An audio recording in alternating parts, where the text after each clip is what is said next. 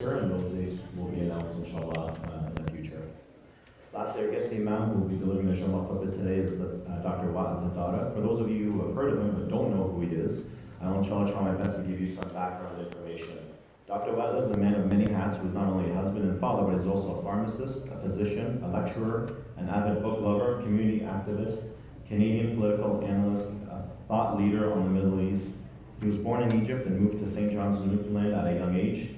He attended Memorial University at the age of 14 and graduated with a degree in pharmacy.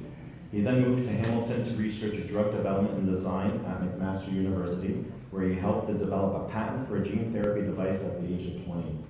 Soon after, he moved to Kingston to study medicine at Queen's University, completing his medical degree in 1999. Dr. Wael is a triple certified physician and is currently the Chief of Critical Care with London Health Sciences Centre, and he also teaches at Western University. In addition to his professional achievements, he is also heavily involved in the community here in London, where he resides with his family. He continues to play a key role in the Muslim community here as one of the prominent leaders. On top of all this, he's also an excellent photographer. So without further ado, it's our honor to have Dr. Wael Haddara to deliver today's Jummah. Thank you very much for your time. Assalamu alaikum.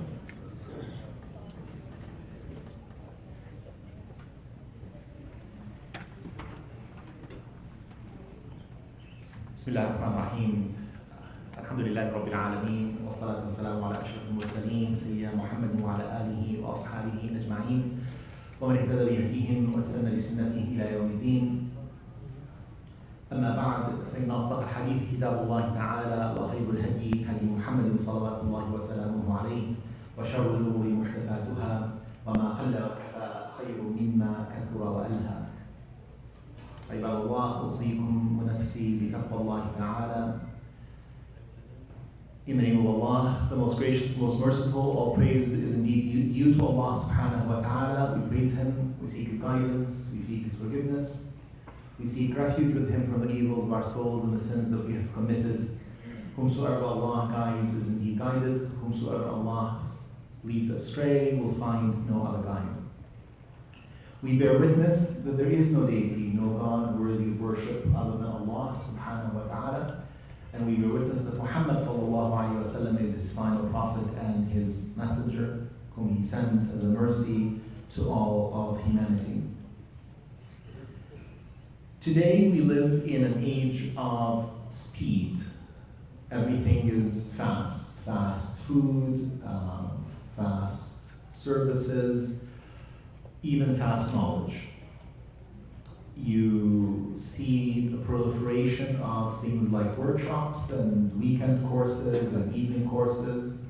The idea of studying for a long period of time to acquire expertise or knowledge is difficult. And many people are very critical about this idea that you can gain knowledge in a short period of time. They feel that knowledge is superficial, that knowledge is not useful, that particularly when it comes to understanding the faith, understanding our deen, what we have to do is we have to learn at the feet of the scholars for years on end in order to acquire real knowledge. And I'm going to take a position today that is a little controversial, but I'm going to try and back it up, which is to say that the age of fast knowledge, when you can acquire knowledge quickly, is not new. Nor is it bad. That when it comes to Islam, there is such a thing as an evening course or a weekend course that you can take, and if you take that course, you can shrink it down to an afternoon. You can definitely do it on a weekend. Obviously, the longer you do it for, the better off you are, but you could do it in as short as a few hours. And at the end of this course that exists, at the end of this course, you will know everything about Islam. The course is being offered. It's free of charge for the most part.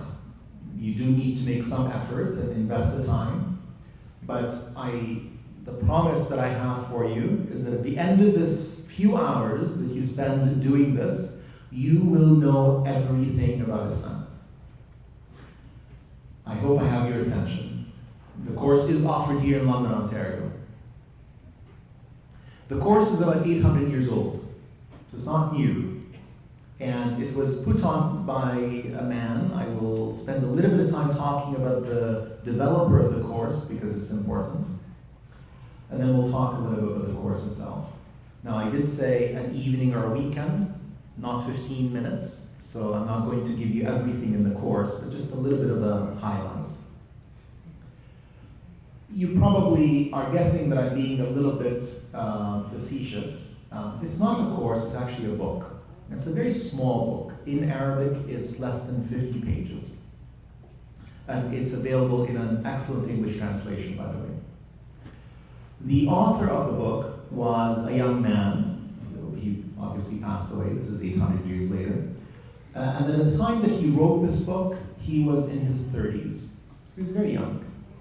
Certainly by my standards, he was very young. He died at the age of 42. And when he died, he was what we would call a scholar's scholar. He was the kind of alim, the kind of scholar, that actually adjudicated the positions of other scholars.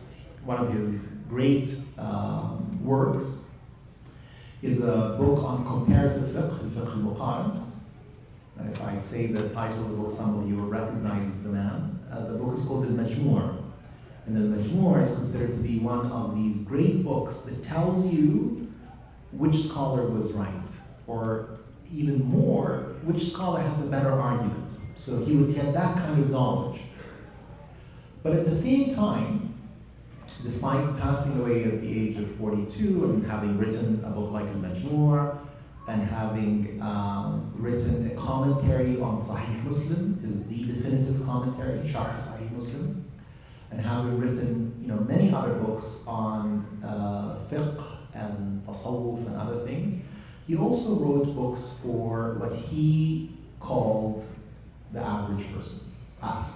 He wrote books that were intended for average Muslims who didn't have a scholarly background, didn't have a great deal of knowledge, to just be able to pick up and use. And he wrote 3 of those books. All 3 of them are world famous. He wrote a book called Riyadh al-Salihin, which is a compilation of a hadith of the Prophet ﷺ about key topics that affect each individual Muslim's life. He compiled another book called the Adhkar, which is a collection of adiyah, du'as, and they are written by occasion. So when you go to the market, what do you say? When you wake up in the morning, what do you say? What do you say when something happy happens? What do you say when something sad happens? And so on. And then he finally wrote or compiled this book, which is this course I'm talking about. And the title is very simple. It's called the 40 Hadith. Al-Arba'ina Hadithan al-Nawawiyya. And so all it is, it's a compilation of 40 or 42 prophetic traditions. Arba'in Hadithan Nawawiyya. And the reason he made this compilation is because there's a hadith of the Prophet ﷺ in which the Prophet ﷺ said, عن علي بن أبي طالب رضي الله تعالى عنه قال قال رسول الله صلى الله عليه وسلم من حفظ على أمتي 40 حديثا قيل له يوم القيامة ادخل من أي أبواب الجنة شئت. And now there's a number of different narrations. This is just one narration, which is that whoever compiles or preserves 40 of my sayings, this is the Prophet ﷺ speaking, on the day of judgment he will be told, enter from whatever door of the Jannah you wish. In other versions of the hadith, كنت له يوم القيامة شفيعا, that I will intercede for him. The Prophet ﷺ says, I will intercede for him or her on the day of judgment. And so, as you can imagine, many scholars took up this challenge, and there are many collections of 40 ahadith, of which the Nawawi collection is probably the only one that survives in the consciousness of the great majority of Muslims, and for good reasons. He took an approach to collecting these 40 ahadith that is very simple and very straightforward. He only included highly authenticated ahadith, so the vast majority of the ahadith are narrated by more than one authenticator of hadith, and many of them are by Bukhari and Muslim or one of the big 6 collectors. But the other point, which is really why it is a course on Islam, is the way he chose these 40 ahadith. And his criteria is very simple. يقول الإمام النووي وهذه الأحاديث التي عليها مدار الإسلام وهذه الأحاديث التي عليها مدار الإسلام. That these ahadith, these 42 hadiths, are the hadith that describe Islam. They are the ahadith around which Islam revolves. Right? These are central to what Islam is. And so if you read these 42 ahadith, and they are all very simple and very easy to understand, there's obviously some nuance and there's obviously some deeper knowledge to be acquired, but they are simple to understand. قد جاء رجل إلى رسول الله صلى الله عليه وسلم وقال يا رسول الله أوصني قال لا تغضب فكررها مرارا وكل ذلك يقول رسول الله صلى الله عليه وسلم لا تغضب. A man came to the Prophet ﷺ and he said to the Prophet ﷺ, give me some advice. And the Prophet ﷺ said to him, don't be angry. Restrain yourself from being angry. And so the man said, well, give me another piece of advice. And the Prophet ﷺ said to him again, don't be angry. Don't be angry. And so he repeated it several times. And each time the Prophet ﷺ says, restrain yourself from anger. How difficult is that to understand? It's not. Of course, the challenge is how do we actually behave in that way, right? And that's the challenge for many of these ahadith.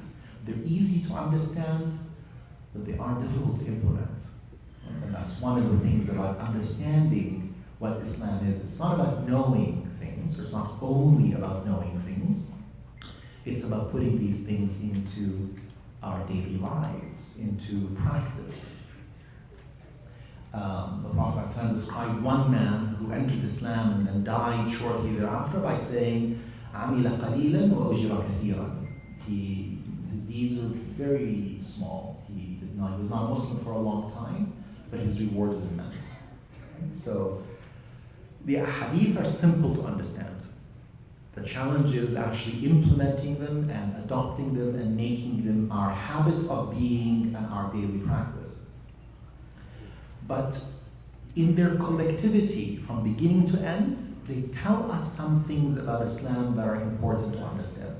The first one, and you can see this in the organization of the ahadith that Imam Nawawi put, and I'm going to digress slightly here to say something that I forgot to say about Imam Nawawi. He died at the age of 42, as I said.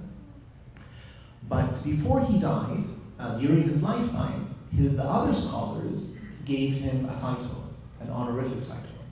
And that title was Muhyiddin. His name was Yahya. And even though he was unmarried and didn't have any children, his kunya was Abu Zakaria. But the title that other scholars gave him at the age of, sometime in his 30s, was Muhyiddin. Muhyiddin means the person who brings the faith, the deen, to life. وَكَانَ يَكْرَهُ ذَاكَ اللَّقَبْ وَيَقُولُ الدِّينُ حَيٌّ وَلَا يَحْتَاجُ إِلَىٰ إِحْيَاءٍ. He used to dislike, being called that because he used to say, the faith is alive. It does not need someone to bring it, to life. But that was the status that he had among his fellow scholars. So when he organizes the 40 Nawawi ahadith, al-ahadith التي عليها مدار الإسلام, the ahadith that describe Islam in its totality, he arranges them. In the beginning, there are these ahadith about the rules of Islam, the foundations of Islam. بُنِيَ الْإِسْلَامُ عَلَى خَمْسٍ. Islam was built on 5 pillars, famous hadith. مَنْ أَحْدَثَ فِي أَمْرِنَا هَذَا مَا لَيْسَ مِنْهُ فَهُوَ رَدٌّ. Whoever innovates something in this deen of ours that is not of it, it will be rejected unto him. The notion of sunnah and bid'ah, and so on. But then in the middle, you find these other ahadith. Remember, Imam Nawawi says, هذه الأحاديث التي عليها مدار الإسلام. Like the one that says, do not be angry. Please, if you can take a step forward to make room in the back for the brothers and sisters who don't have room. And I promise I will pause until we've done that so you don't miss anything.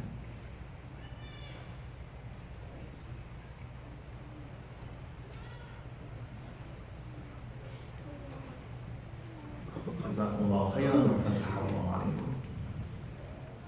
But you find then other ahadith, like the Prophet ﷺ saying, من كان منكم يؤمن بالله واليوم الآخر فليقل خيرا أو ليصمت. Whoever believes in the day in the believes in Allah and the last day should speak kindly or be silent, should be generous to a guest, and so on. And so there's these hadith in the middle about our practice and our behavior again.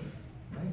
And now he says, alayhi rahmatullah, these are central to the idea of Islam. How you deal with other people, how you behave towards other people is not an add-on, it's not an afterthought, it's not a nicety, it is central to the idea of Islam. And so on. Now, as I said, we have 15 minutes. We're not going to go through every hadith. This is for you to do. But I'm going to finish with one last thought about how he organizes this. The first hadith in this collection is a very well-known and famous hadith, and it is narrated by both Imam al-Bukhari and Imam Muslim. So in both of the large and highly authenticated collections of the hadith. And it is narrated by Umar ibn Khattab radiallahu ta'ala anhu, and he says, قال رسول الله صلى الله عليه وسلم عن أمير المؤمنين أبي حفص عمر بن الخطاب رضي الله تعالى عنه قال سمعت رسول الله صلى الله عليه وسلم يقول إنما الأعمال بالنيات إنما الأعمال بالنيات وإنما لكل امرئ ما نوى. So Umar ibn Khattab, may Allah ta'ala be pleased with him, says, I heard the Prophet ﷺ say that deeds are truly according to their intention. Deeds are counted by their intention. And every person will be rewarded by their intention. إنما الأعمال بالنيات إنما تفيد الحصر إنما الأعمال بالنيات وإنما لكل امرئ ما نوى. Everyone will be rewarded according to their intention. And then the Prophet ﷺ gives an example by talking about an act of supreme sacrifice, which was the hijrah. And so he says, فَمَنْ كَانَتْ هِجْرَتُهُ إِلَى اللَّهِ وَرَسُولِهِ فَهِجْرَتُهُ إِلَى اللَّهِ وَرَسُولِهِ. Whoever does this, leaves his family behind or her family behind, walked out of Mecca, left everything behind, doing so purely for the sake of Allah subhanahu wa ta'ala and His Messenger, then it will count as being for Allah and His Messenger. ومن كانت هجرته لدنيا يصيبها أو امرأة ينكحها فهجرته إلى ما هاجر إليه. But whoever did the same act, left people behind, left their family behind, left their wealth, their home, and came out, but it was for a worldly gain, then that's the reward. They may get that gain, they may not get it. That's what they migrated for. Right? And so what the hadith asserts is that even when we do things that are difficult, that are great sacrifices, that are acts that are seen by people to be magnificent acts, what matters is the intention. And the intention resides in our heart, in our conscience, and people may or may not know what that motivation or what that intention is. So that's the first hadith. And Imam al-Bukhari included this hadith as the first hadith in his collection, Sahih al-Jami'. And Imam Shafi'i said it enters into every chapter and every issue and every question of fiqh. This is how central and important that is. And then we're going to fast forward to the last hadith, number 42. Hadith number 42, so the beginning of Islam is intention. What is the end of Islam? The end of Islam is this hadith that has a very different flavor. It is what is known as a hadith Qudsi, that it is the words of Allah subhanahu wa ta'ala, or it is Allah subhanahu wa ta'ala speaks, but in the words of the Prophet ﷺ. And it is a hadith, aptly enough, narrated by Anas. Anas was the servant of the Prophet ﷺ for the 10 years that he was in Medina. عن أنس رضي الله تعالى عنه قال سمعت رسول الله صلى الله عليه وسلم يقول قال الله تعالى يا ابن آدم إنك ما دعوتني ورجوتني غفرت لك على ما كان منك ولا أبالي. يا ابن آدم إنك ما دعوتني ورجوتني غفرت لك على ما كان منك ولا أبالي. So Anas says, I heard the Prophet ﷺ say, Allah subhanahu wa ta'ala says, O son of Adam, or I should say child of Adam, because it's men and women, If you call upon me, Allah subhanahu wa ta'ala says, if you call upon me and seek my forgiveness, I will forgive you whatever you have done, and I do not care. If you call upon Allah subhanahu wa ta'ala and ask Allah subhanahu wa ta'ala, Allah subhanahu wa ta'ala is saying, I will forgive you whatever you have done, and it does not matter. And then it comes back again. يا ابن آدم لو جئتني بقراب الأرض لو بلغت ذنوبك عنان السماء ثم جئتني لا تشرك بي شيئا غفرت لك على ما كان منك ولا أبالي. Right? Or كما قال, that if your sins were to reach into the heavens, they were to fill the space between the heavens and the earth, and you ask Allah subhanahu wa ta'ala sincerely for forgiveness as a Muslim, Allah subhanahu wa ta'ala will forgive you. And then the third part of the hadith says, if you come to Allah subhanahu wa ta'ala with nearly the earth's fill of sins, and you seek forgiveness, Allah subhanahu wa ta'ala will forgive us. So if the beginning of Islam is intention, and trying to do the right thing, and pushing ourselves, and fighting with ourselves to make sure that at least in our intentions we are seeking the face of Allah subhanahu wa ta'ala, the pleasure of Allah subhanahu wa ta'ala, and we fall short, what Allah subhanahu wa ta'ala says is, yes, you will fall short, but come back to Allah subhanahu wa ta'ala. That's the end of Islam. Now, between that beginning of intention and that end of seeking the forgiveness of Allah subhanahu wa ta'ala, and seeking it over and over and over and over, and never losing faith in the mercy of Allah subhanahu wa ta'ala, never losing hope in the mercy of Allah subhanahu wa ta'ala, between that beginning and that end, there's a lot of important detail. There's a lot of important detail about what we should do and how does our sincere intention translate into actions that can be accepted by Allah subhanahu wa ta'ala, and how we treat other people and how we view ourselves and so on. But that is the beginning and the end of Islam. Sincere intention, sincere repentance. أقول قولي هذا وأستغفر الله العظيم لكم فاستغفروه يغفر لكم.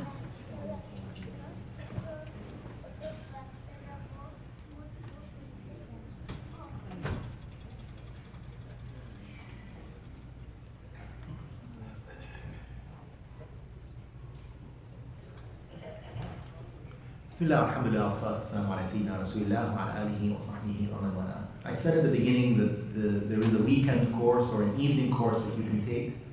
I was, of course, trying to just get your attention here. But I stand by my words that it's not a difficult book to read. It is a simple book to read.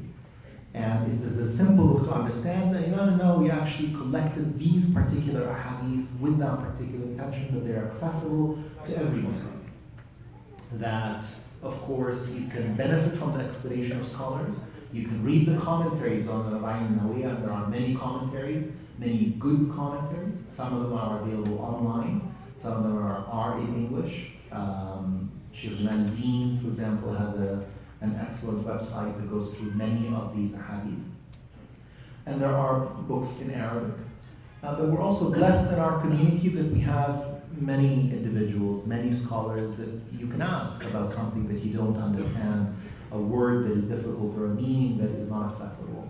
Dr. Mir Qasim, you have Sheikh Amin al-Ali, you have Dr. Adnan Rajih, Dr. Kharrat, and many others. It's accessible. That knowledge is here. It's not difficult. Yes, we live in a world of fast knowledge, but this is worthwhile fast knowledge. Reading a hadith every night, or every day, or every week, so that you know that over a course of time, a defined period of time, you will have read all 42. And taking the time to reflect on them, but most importantly, taking the time to try to implement what we read. The nasiha of the Prophet ﷺ, the advice of the Prophet ﷺ of restraining ourselves from anger, of saying good things or being silent, of being generous to our hosts, our guests, of being kind and loving for our brothers and sisters, what we offer ourselves. Easy words to read, difficult words to implement, but it is the centrality of Islam in these 42 ahadith. رضي الله عن الإمام النووي عليه رحمة الله وجزاه عنا خير الجزاء. عباد الله اعلموا أن الله أمركم بأمر عظيم بدأ به بنفسه وثنى به على ملائكة عرشه واختبره إبراهيم والمؤمنون، حيث قال عز من قائل: إن الله وملائكته يصلون على النبي يا أيها الذين آمنوا صلوا عليه وسلموا تسليما. اللهم صل على سيدنا محمد وعلى آل سيدنا محمد كما صليت على سيدنا إبراهيم وعلى آل سيدنا إبراهيم، وبارك على سيدنا محمد وعلى آل سيدنا محمد كما باركت على سيدنا إبراهيم وعلى آل سيدنا إبراهيم في العالمين إنك حميد مجيد. اللهم اغفر للمؤمنين والمؤمنات والمسلمين والمسلمات الأحياء منهم والأموات إنك سميع قريب مجيب دعوات يا أرحم الراحمين. اللهم إنا نسألك علما نافعا ولسانا ذاكرا وقلبا شاكرا وشفاء من كل داء. اللهم لا تدع لنا في يومنا هذا ذنبا إلا غفرته، ولا عيبا إلا سترته، ولا دينا إلا قضيته، ولا مريضا إلا شفيته، ولا غائبا إلا سالما غانما إلى أهله رددته، ولا حاجة من حوائج الدنيا لك فيها رضا ولنا فيها صلاح إلا قضيتها ويسرتها يا أرحم الراحمين. عباد الله، اعلموا أن الله أمركم بثلاث ونهاكم عن ثلاث. أمركم بالعدل والإحسان وإيتاء ذي القربى، ونهاكم عن الفحشاء والمنكر والبغي يعظكم لعلكم تذكرون. اذكروا الله يذكركم. Remember Allah and He will remember you. واشكروه يزدكم. Thank Him, He will give you forevermore.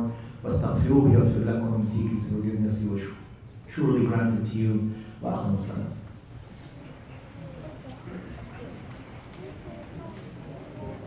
الله أكبر الله أكبر، أشهد أن لا إله إلا الله، أشهد أن محمدا رسول الله. حي على الصلاة، حي على الفلاح، قد قامت الصلاة قد قامت الصلاة. الله أكبر الله أكبر، لا إله إلا الله.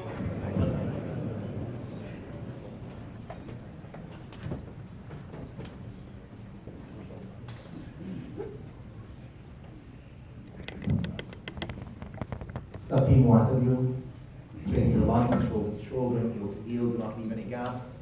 Remember Allah subhanahu wa ta'ala in your prayers.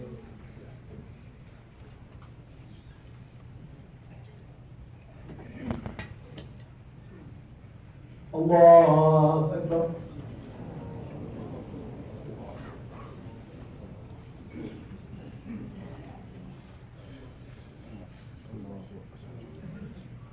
الحمد لله رب العالمين الرحمن الرحيم مالك يوم الدين إياك نعبد وإياك نستعين اهدنا الصراط المستقيم صراط الذين أنعمت عليهم غير المغضوب عليهم ولا الضالين.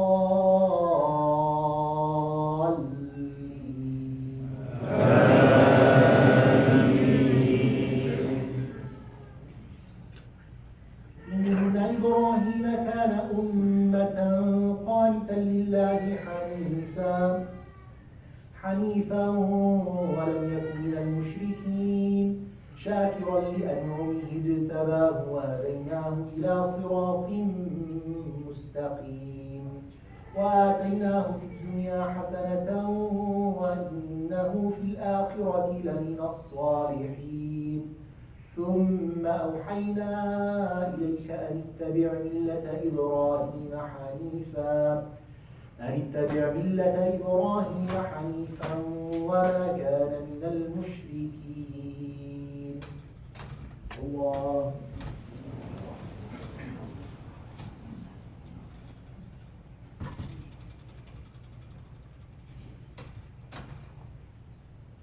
سمع الله لمن حمده. الله أكبر.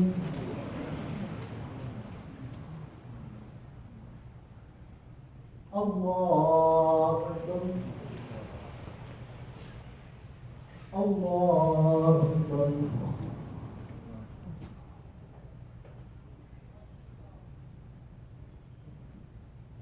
الله أكبر.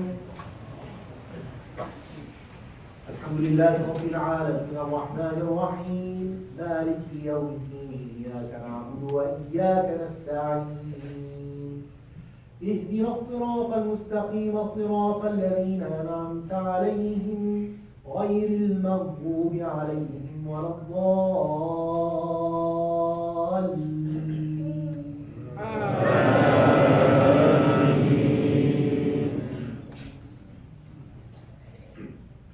إنما جعل السبت على الذين اختلفوا فيه وإن ربك ليحكم بينهم يوم القيامة فيما كانوا فيه يختلفون. ادع إلى سبيل ربك بالحكمة والموعظة الحسنة وجادلهم بالتي هي أحسن إن ربك هو أعلم بمن ضل عن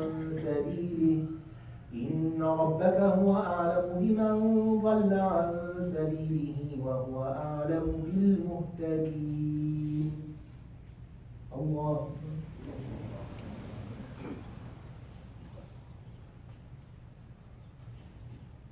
سمع الله لمن حمده. الله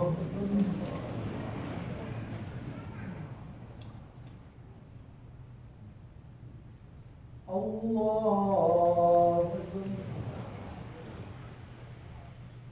الله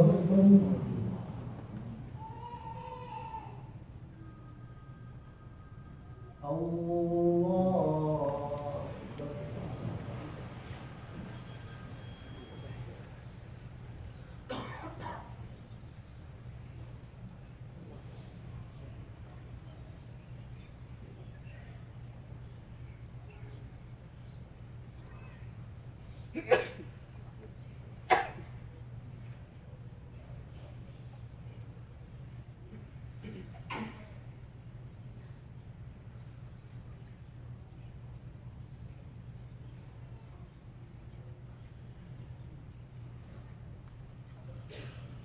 السلام عليكم ورحمة الله.